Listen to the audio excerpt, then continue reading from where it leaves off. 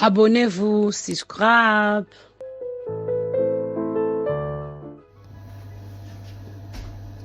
Bonjour bandeko, soyez les bienvenus dans la chaîne Maman Didi. Le loto sala Makemba Mobesu ya Bakalinga. Makemba Mobesu ya Bakalinga ezala kitunga bana balinga kango ezala kitoko beke bosela ngo bana ezala vraiment kitoko quand l'école fait ngalo. Makemba Mobesu ya Bakalinga leto sala. Hello everyone. Today I'll make banana plantain chips. This is the green one. It's a green banana plantain. It's very green, it's strong one. I'll make banana plantain green one chips. Let's go next step.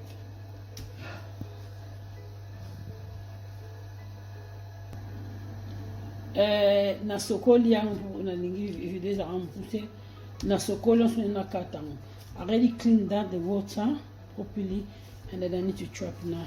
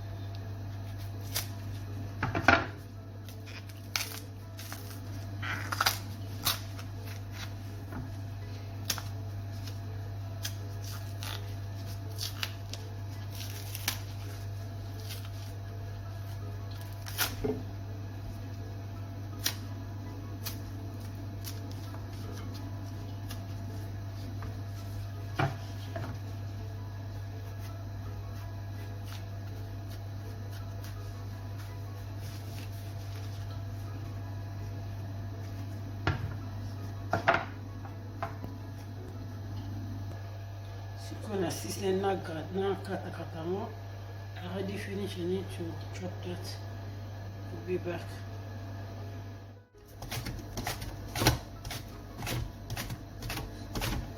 Mon Makemba on makasi. That is salt. Down okay. Add salt. I add salt. Salt and then try to mix it.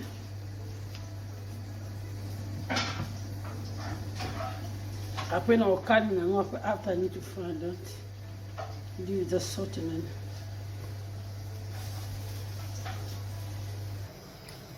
I put just a little bit salt. Yeah. What I do, I put some damn. Yeah. Or this one, if you want chicken. Because last time I make that chicken seasoning. Little bit salt. Ooh, it was delicious. Nate, we are so strong. It was like kitoko. I need to mix them. You need to mix it properly. Now I need to mix all together. I put just a little bit and then chicken stock, just a little bit powder. I'll show you. I take a mungwa mukie.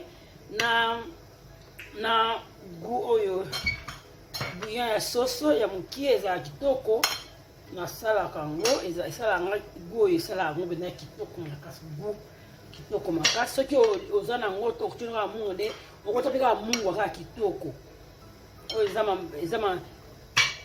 eza makemba ya Mobesu umonde la hiver eza ya Mobesu to okalinga oyo esa oli kwa crips kitoko. So delicious. Try that. Try. Or you can put just salt on it. Yeah, I like putting chicken seasoning. That one. Wow. With a little bit salt.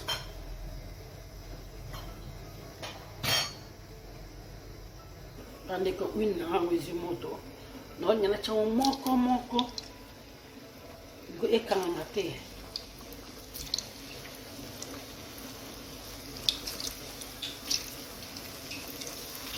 On a dit qu'on a mis là.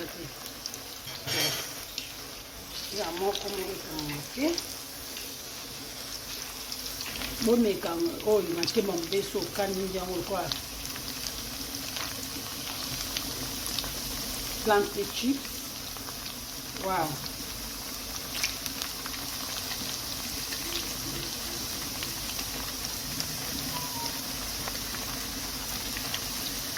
Bana bazana mandafu. Tele di bana bogo se la taba Nicolo. Et la route que le cola ba chrétien. Et zana bumoko. When you try more quick and mate, I want to put one each. I don't want to know this stock. No, one each. One each.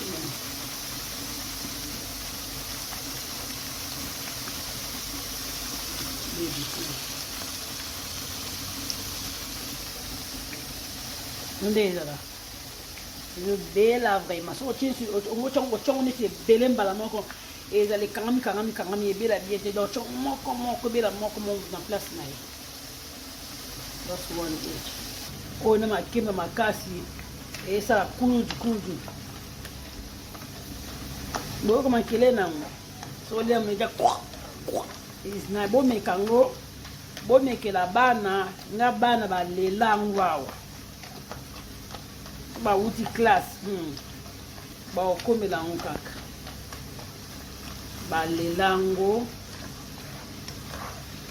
so le baba lokola frites yo benga ngo Makemba chips yo biso to benga ngo Makemba Mobesu Bakalinga yango bomi Makemba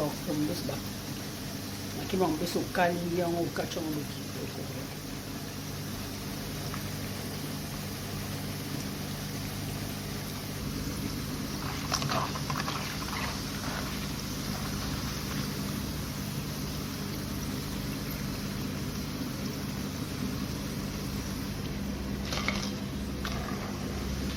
est là. Et caou qui vraiment. It's so dry.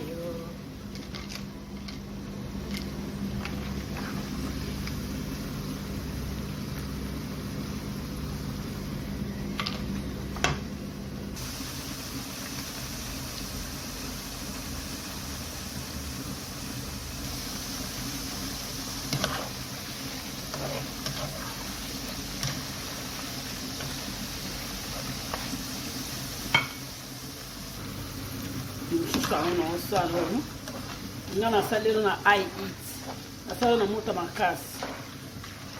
I use I eat. Muita makasi. Tá na sessão sai da salera na muita makasi. Bandeko sikoyo na silisi. Bomuni recette na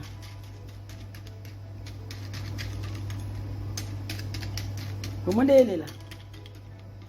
Bana balia wana idea crips bo mekango na bana na ndako bako sepla nango so delicious eza kitoko vraiment baronda ba lelango pas bo yande bo lelango merci beaucoup ba soutien nous abonnez-vous na chaîne Maman Lady please bo partager bo commenter sur vos sepla nango bo mekango na ndako ata binimo ba Makemba Mobesu ko sali na sali bo. Thank to everyone for supporting me. I hope you enjoy my recipe and you can try my recipe. It's just easy. It's easy. You know, like when you eat it like crepes, you know.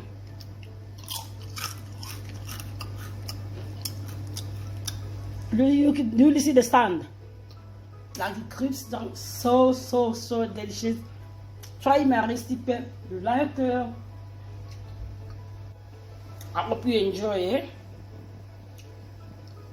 Plantain, Coca-Cola, plantain chips, plantain chips. I hope you enjoy it. Bye. Merci beaucoup. Bisous, bisous. Bye. Love you guys. Bye.